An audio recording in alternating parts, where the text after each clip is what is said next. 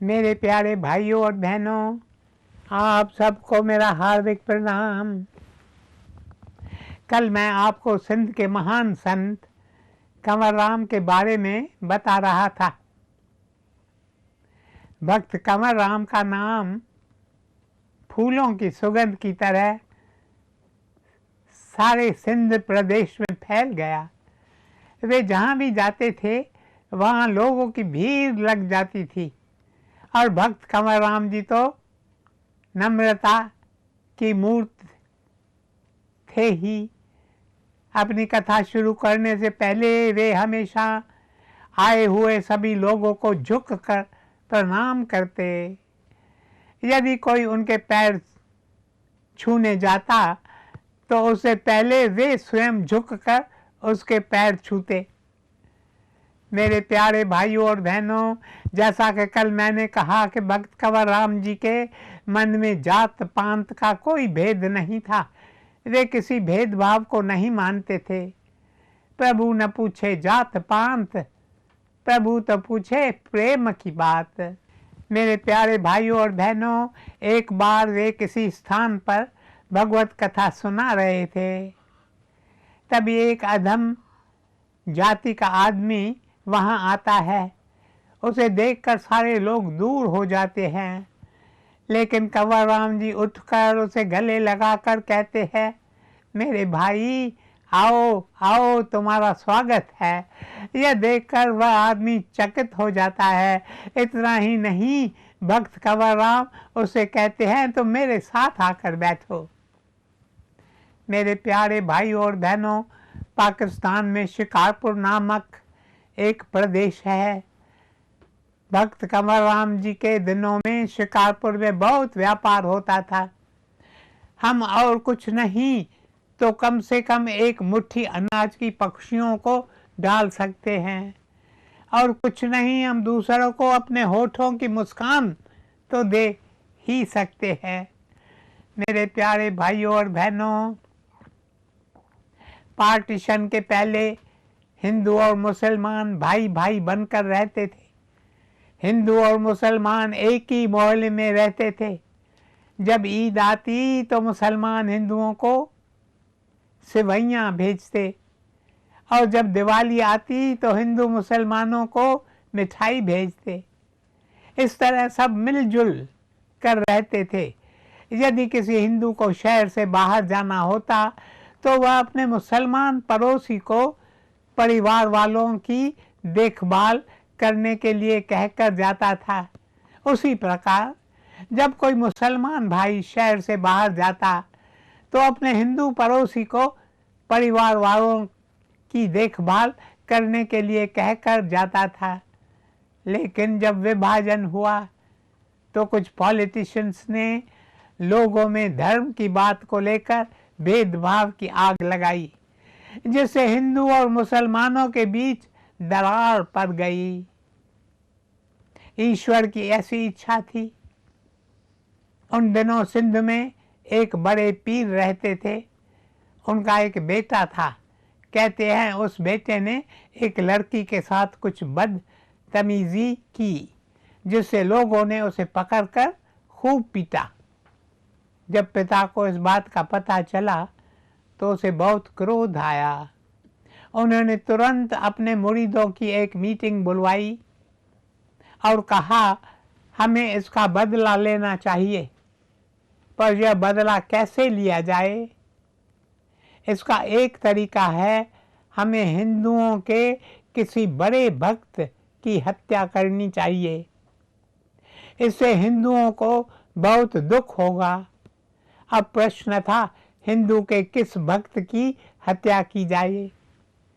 Meeting में पहले एक संत का नाम लिया गया, पर पीर ने कहा, ना ना, उनकी हत्या करना ठीक नहीं होगा।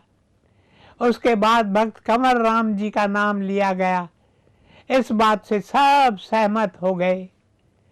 उन्हीं दिनों एक नगर से भक्त कंवर राम जी को किसी संत की बरसी पर भगवत कथा करने का निमंत्रण आया।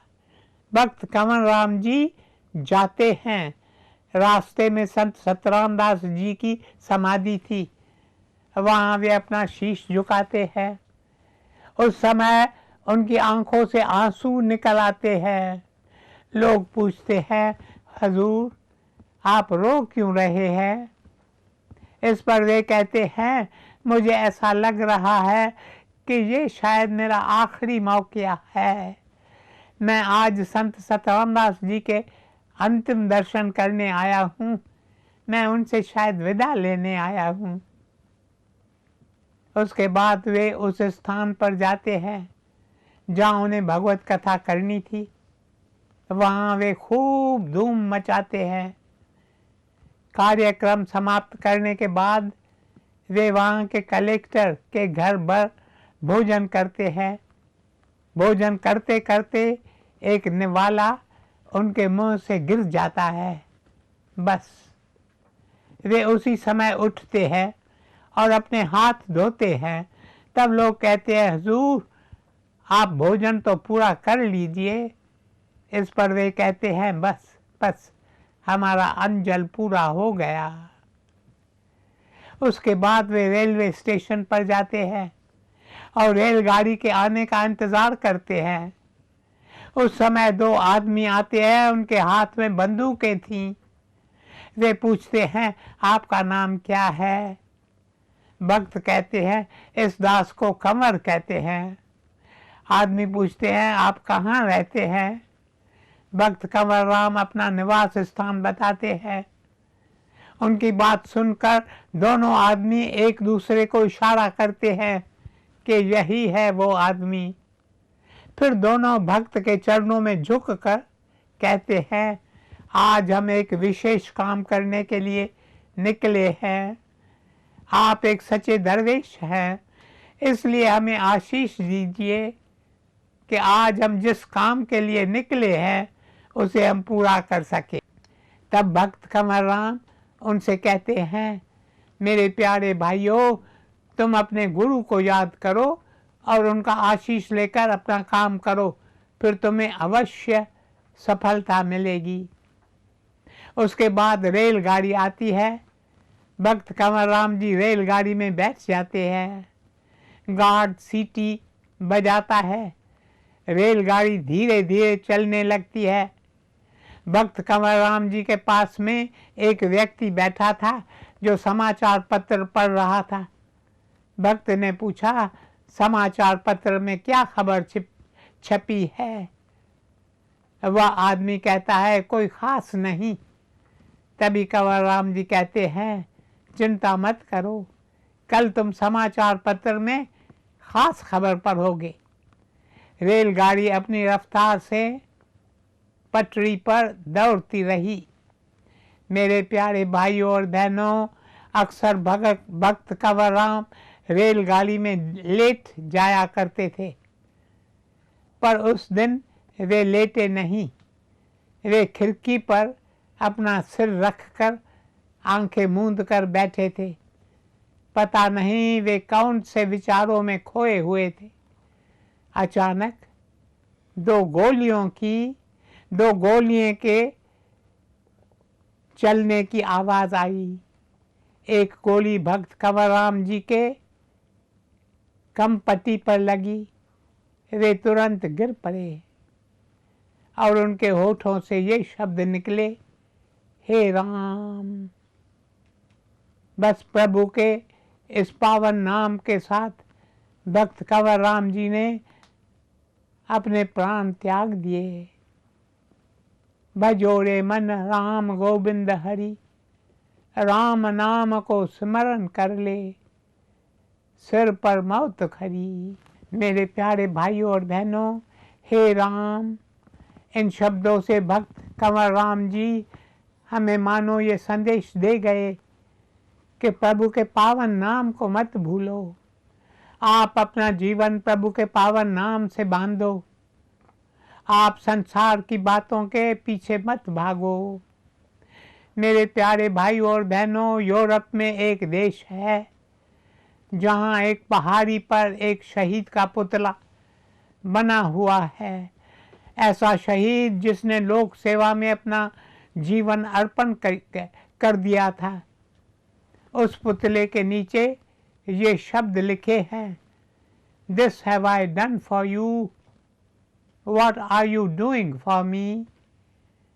मानो वह शहीद लोगों से कह रहा हो, मैंने तुम लोगों के लिए क्या कुछ नहीं किया, मैंने अपने प्राण तुम्हारी सेवा में कुर्बान कर दिए, पर तुम मेरे लिए क्या कर रहे हो।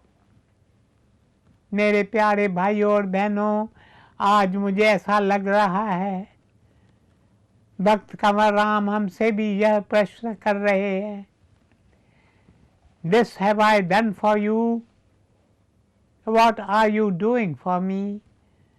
अगर हम भक्त कंवर राम जी के लिए कुछ करना चाहते हैं तो हमें उन आदर्शों की साक्षी अपने जीवन में देनी चाहिए जो भक्त कंवर राम जी को प्रिय थे।